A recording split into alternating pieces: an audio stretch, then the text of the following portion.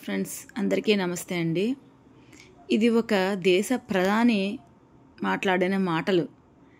ఏం చెప్తున్నారంటే చాలా కామెడీగా, చాలా హాస్యాస్పదంగా చెప్తున్నారండి. ఏంటంటే శ్రీరాముడు మా దేశంలోనే జన్మించారు, శివుడు మా దేశంలోనే జన్మించారు.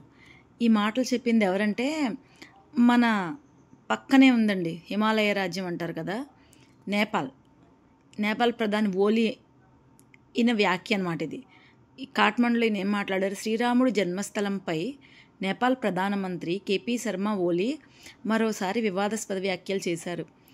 కాఠ్మండులో జరిగిన పార్టీ కార్యక్రమంలో ఆయన పాల్గొన్నారు. శ్రీరాముడు తమ దేశంలో జన్మించాడని పునరుద్ఘాటించాడు. రాముడు పుట్టిన స్థలం నేపాల్లోనే ఉందట. అది ఇప్పటికీ ఇక్కడే ఉంది. దీన్ని మేము అంతగా ప్రచారం చేయలేకపోతున్నాం. ఇది కొందరిని బాధిస్తుందని నేను భావిస్తున్నాను. శివుడు, విశ్వామిత్రుడు కూడా మా దేశంలోనే జన్మించారు. ఇది నేను సొంతంగా చెబుతున్నది కాదు.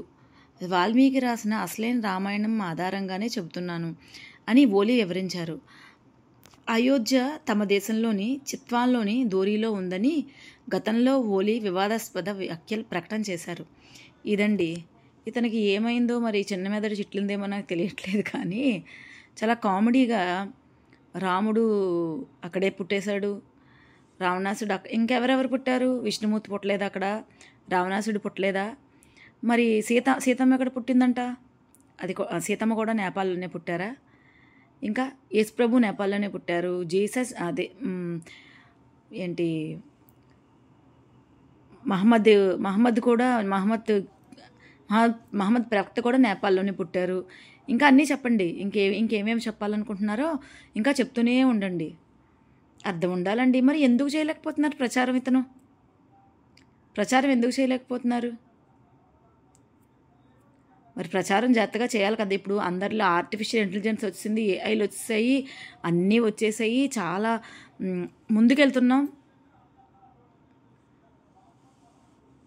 ఇంటర్నెట్ అందుబాటులో ఉంది, అరిచేతిలో వైకుంఠం, ఫోన్లు ఉన్నాయి చేతిలో, అనేటప్పుడు ప్రచారాలు చేయొచ్చు కదా. నిజంగానే అక్కడ పుట్టుంటే చూపించవచ్చు కదా. ఏంటి వాల్మీకి రామాయణం చెప్తుంది అయితే, అసలు వాల్మీకి రామాయణం చదివారండి మీరు? వాల్మీకి రామాయణం ఏ భాషలో రాశాడండి? నేపాలీలో రాశారా ఏంటి? ఇది కూడా చెప్తారనుకుంటా. వాల్మీకి ఇక్కడే జన్మించారు, వాల్మీకి రామాయణం కూడా నేపాల్లోనే రాశారు, నేపాలీ భాషలోనే అని చెప్తున్నట్టున్నారు. కనీసం ఈ ప్రధానమంత్రి లాంటి వాళ్ళైనా సరే ఇలాంటి వ్యాఖ్యలు ఎలా చేస్తారండి? కనీసం అదంతా తెలుసుకుని, పురాణాల గురించి తెలుసుకుని, ఇది ఎంతవరకు నిజమో అని తెలుసుకుని మాట్లాడితే మనం ప్రజలకి ఎలాంటి మెసేజ్ ఇస్తున్నామని అర్థమవుతుంది. అలా అర్థం కాకపోతే ఇలాగే నవ్వుకుంటారండి.